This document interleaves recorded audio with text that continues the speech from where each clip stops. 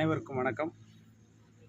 இன்று மார்ச் 23 தேசிய தியாகிகள் தினமாக அனுசரிக்கப்படக்கூடிய நாள்.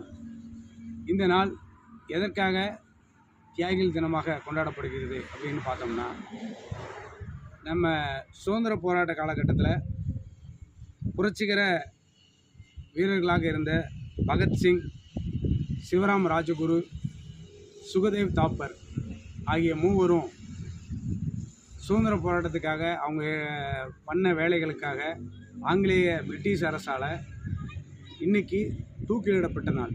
1931 மார்ச் 23 அவங்கள தூக்கில் போடுறாங்க. அந்த நாளை தான் தியாகிகள் தினமாக அனுசரிக்கிறாங்க. ஏற்கனவே காந்தி இறந்த ஜனவரி 30 தியாகிகள் தினமாக கொண்டாடினாலும் இதையும் முக்கியமான தினமாக அவங்க அனுசரிச்சுட்டு வராங்க. பகத்சிங்கை வெறுமனையே இவங்க ஒரு சுதந்திர போராட்ட தியாகியாக மட்டுமே எல்லார்கிட்டையும் அடையாளப்படுத்திக்கிட்டே இருக்காங்க. ஆனால் அவர் ஒரு சனாதன எதிர்ப்பு போராளியாகவும், பெண்ணியவாதியாகவும், சாதி ஒழிப்பு போராளியாகவுமே தன்னுடைய வாழ்நாளில் இருந்திருக்காரு.